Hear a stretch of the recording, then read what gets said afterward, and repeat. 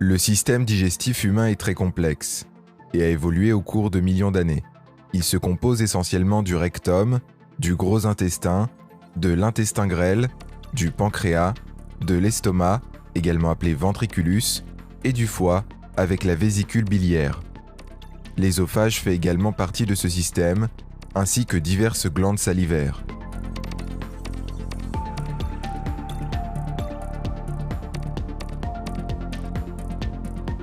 La nourriture est d'abord broyée dans la bouche par les dents, puis mélangée à la salive à l'aide des glandes salivaires. La salive contient une enzyme digestive appelée amylase qui commence déjà à digérer les glucides dans la bouche. Elle divise les glucides en unités plus petites.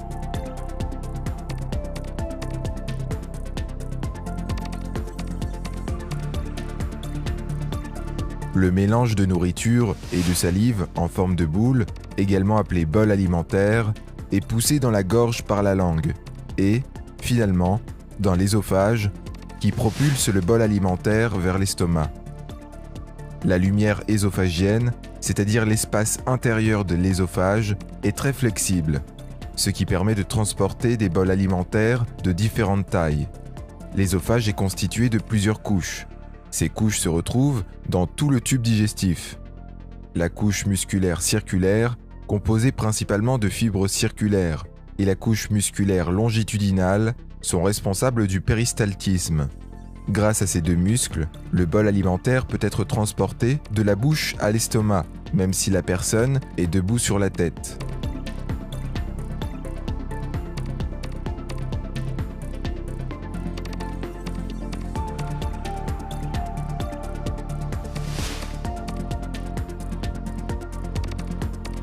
L'estomac est normalement divisé en 6 zones. L'estomac est composé d'une structure similaire à celle de l'ésophage. Il possède une couche musculaire longitudinale à l'extérieur.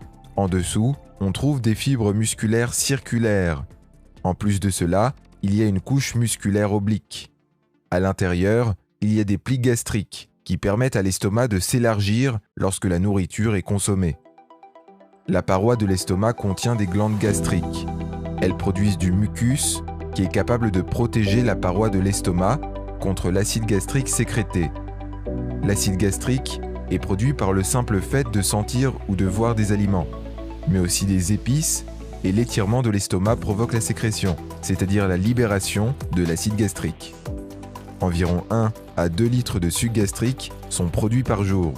Comme l'ésophage ne possède pas de couche de mucus protectrice comme l'estomac et l'ésophage sont séparés par un sphincter. Celui-ci se détend lorsqu'un bol alimentaire est poussé de l'ésophage dans l'estomac, puis se contracte pour empêcher l'acide et les aliments de remonter. Le suc gastrique est composé, entre autres, d'acide chlorhydrique, de l'enzyme pepsine, du facteur intrinsèque et de la lipase pour la digestion des graisses.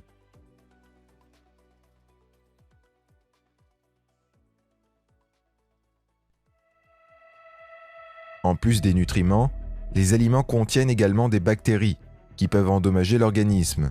Les composants de l'acide chlorhydrique sont capables de détruire les bactéries nuisibles.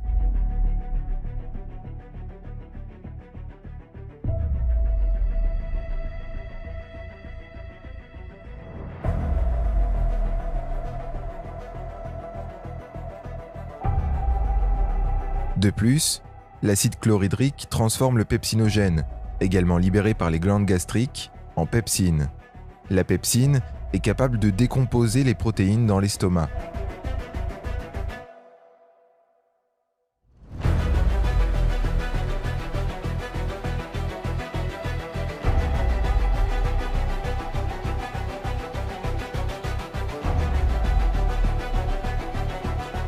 Pour une absorption de la vitamine B12 dans l'intestin grêle, le facteur intrinsèque est nécessaire, qui est produit par les glandes gastriques.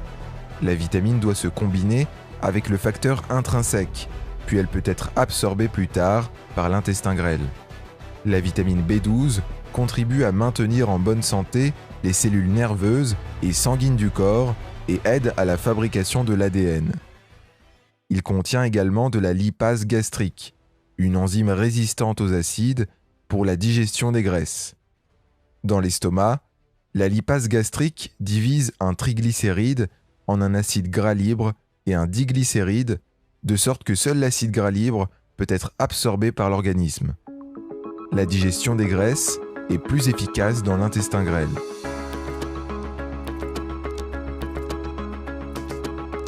Grâce au suc gastrique et au mouvement de l'estomac, qui ont lieu environ toutes les 20 secondes, les différents bols alimentaires sont mélangés à une masse semi-fluide d'aliments, partiellement digérés, appelée chyme.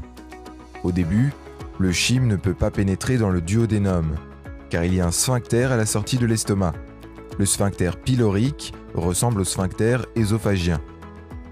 Le sphincter pylorique ne s'ouvre que de quelques millimètres, de sorte que les plus gros morceaux restent à l'intérieur de l'estomac. Dans la première section de l'intestin grêle, le duodénum, la bile et les sécrétions pancréatiques sont mélangées au chyme via l'ampoule hépato-pancréatique. Le suc pancréatique contient de nombreuses proenzymes et enzymes digestives. Pour que celles-ci puissent faire leur travail, il faut une valeur de pH supérieure à celle de l'estomac. C'est pourquoi le jus pancréatique contient du carbonate acide de sodium. Le carbonate acide de sodium est capable de neutraliser l'acide dans le chyme et de produire ainsi la valeur optimale du pH de 7 ou 8.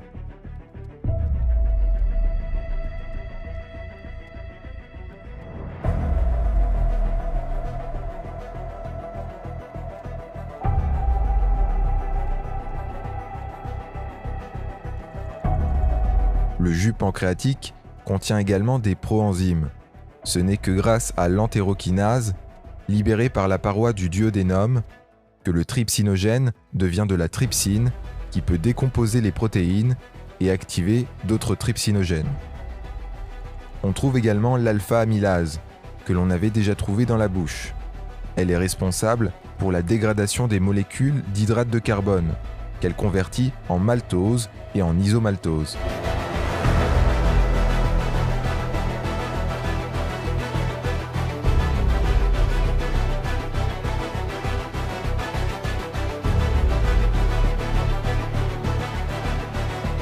De plus, la lipase pancréatique est capable de transformer les triglycérides en 2 acides gras libres.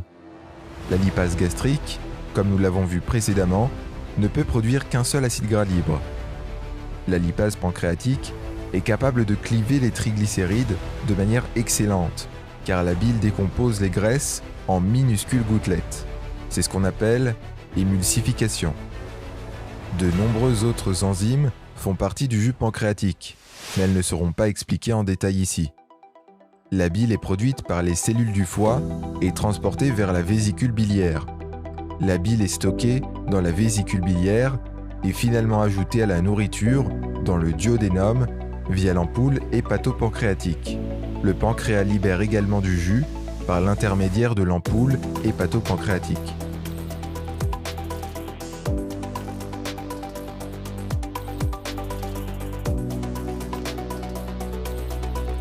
L'intestin grêle se compose de 3 sections, le duodénum, le jéjunum et l'iléon. L'iléon se termine dans le gros intestin. Le duodénum et le jéjunum ont des plis circulaires pour augmenter la surface de contact avec les aliments. Ces plis circulaires s'étendent sur environ 1 cm dans la lumière de l'intestin grêle.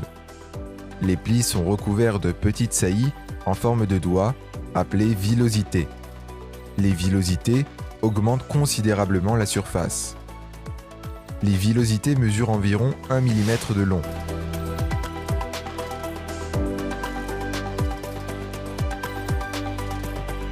Chaque villosité contient des capillaires sanguins et un capillaire lymphatique, que nous verrons plus tard. Les nutriments, marqués en vert ici, sont absorbés par les villosités et transférés aux capillaires sanguins.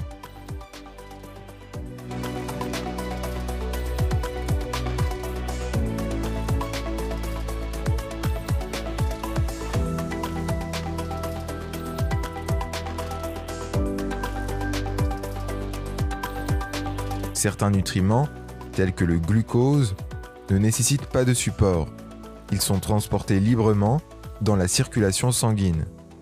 D'autres nutriments, tels que le fer, nécessitent des protéines de transport, comme la transférine.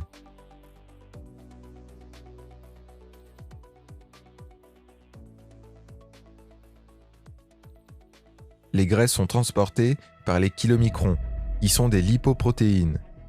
Les triglycérides à transporter sont pratiquement enfermés dans la lipoprotéine.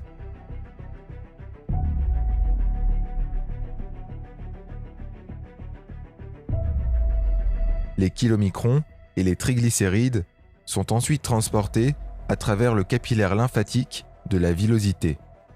Chaque villosité est recouverte de microvillosités encore plus petites. Elles multiplient considérablement la surface intestinale. Les microvillosités absorbent les nutriments et les transportent à l'intérieur.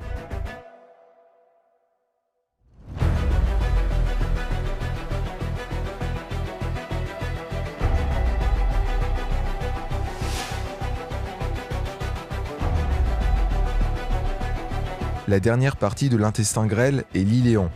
Il n'a pas, contrairement au duodénum et au jéjunum, de plis circulaires. L'iléon absorbe des électrolytes, comme le calcium pour la formation des os, des cheveux et des dents,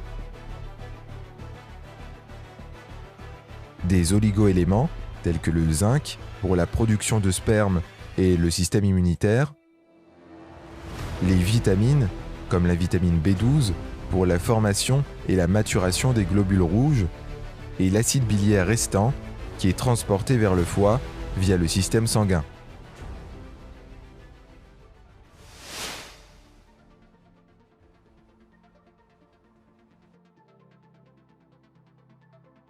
Comme pour l'ésophage, la nourriture est transportée par mouvements propulsifs. En revanche, les mouvements de brassage servent à mélanger le chyme, qui est représenté ici en jaune et rouge, pour faciliter la visualisation du processus de mélange.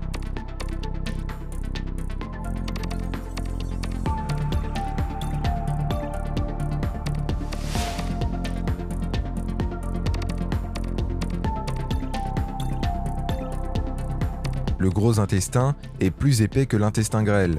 Il mesure environ 1 mètre de long et entoure l'intestin grêle. L'intestin grêle est relié au gros intestin par la valvule iléokécale. Elle s'ouvre lorsque le chyme doit passer de l'intestin grêle au gros intestin. Le gros intestin n'a pas de villosité, comme l'intestin grêle, car la plupart des substances digestibles ont déjà été absorbées dans l'intestin grêle. Cependant, on estime que le gros intestin contient 100 000 milliards de microbes. Ils sont importants pour de nombreuses autres tâches, telles que la production de vitamines et la décomposition des fibres, pour la production d'énergie du corps. Beaucoup de ces bactéries sont une partie importante du système immunitaire en tuant les germes nuisibles. Grâce au péristaltisme, le chyme est transporté du côlon ascendant au côlon transversal, au côlon descendant. Lors de son passage dans le gros intestin, l'eau est retirée du chyme. En outre, du mucus est ajouté pour une bonne excrétion des déchets. Les substances qui ne peuvent pas être absorbées par l'intestin grêle ou le gros intestin restent dans le rectum et sont finalement excrétées par l'anus.